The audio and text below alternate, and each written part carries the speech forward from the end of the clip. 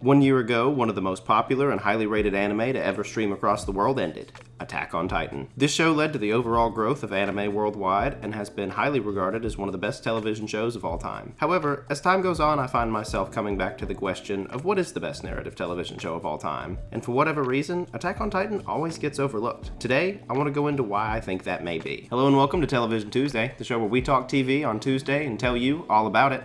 I'm your host, Garrett. And today, like I just mentioned, I want to get into why such a revered show is never part of the conversation. First and foremost, we should probably say that anime really just wasn't that popular in the US during most of the show's run. It really wasn't until around the third season that I feel like the show picked up most of its traction. I vividly remember seeing the first season on Netflix by itself for the longest time and talking to people about, oh yeah, like that was good, but that's kind of just all there is. And part of the reason that may be is because originally season 1 aired in April of 2013. Season 2 didn't come out until April of 2017. And then after that, the gap started to get smaller and smaller with only a year or two between. But for the most part, I feel like it got very out of the sight of most people's minds and critics as well. Also feel like with such a large time jump between seasons 1 and 2, many of the big impactful moments just may not have come off across the same as someone like me who started watching during season 3 and got to watch the first 3 seasons back to back on streaming. Because between seasons 1 and 3, the show and a lot of its intentions do change quite a bit. In season 1, you have this like, oh yeah, you've got these like post-apocalyptic maybe kind of world of kids fighting these monsters, but then you get to season 2 and spoilers ahead, you do have this major plot twist with certain characters coming out and being like, damned if I know what's right anymore. Who cares? It is what it is. No choice but to face what I've done. As a warrior, no road left but the one that leads to the end.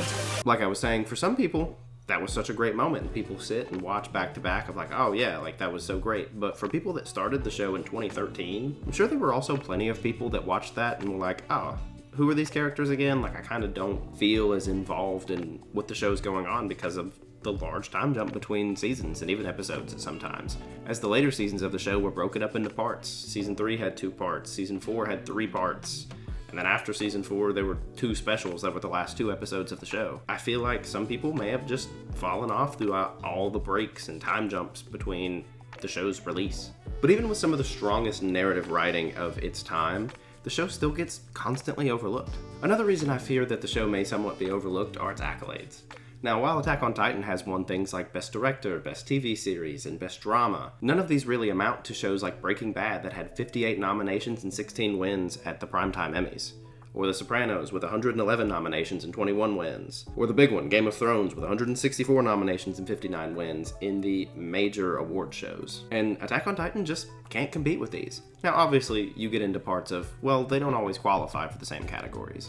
And for specifically the Emmys, there are many options for major television shows to get all these awards. But when it comes to animation, there's really only 3. You have the Outstanding Animated Program, Short Animated Program, and the Individual Achievement in Animation. Another reason may be because the show isn't an American television show. Even the Oscars that have films like Parasite that win major awards, they only have one category for animated films, and that's in their feature. The Emmys and some of the major television and film awards just don't have a place for animation like it does live action film, even though so much work goes into both of them. Now, of all these shows I've mentioned so far, all of them do fall on one list: IMDb's highest rated shows of all time. Whereas Attack on Titan has a 9.1, and Breaking Bad being the highest rated show on IMDb ever with a 9.5. But even then, another animated show that falls into this top 10 category, Rick and Morty, only has 3 Emmy nominations, of which it won twice. I think as time progresses, the major awards just aren't really keeping up. For my final point, truthfully, the show's graphic content also probably turns off a lot of casual TV watchers. As well as over time, people might fall into it seeing some fun kids fighting monsters until it turns into genocide and a lot of ties to World War II and some very dark and graphic content that lives throughout the entire series. With many of its controversial and depressing tones, I do certainly see how some people can turn a show like this off. While it does have its nice moments towards the beginning, really the back half of the show is pretty all gas, no breaks in terms of death and sad. Whereas shows like Breaking Bad and The Sopranos have such a lighthearted kind of comedy vibe about them. And while there are very dark moments in both of those shows, you still have that lighthearted little joke you can throw in there. Whereas Attack on Titan, you could go a while without smiling. Except for when Levi finally gets Zeke, because it's a nice little...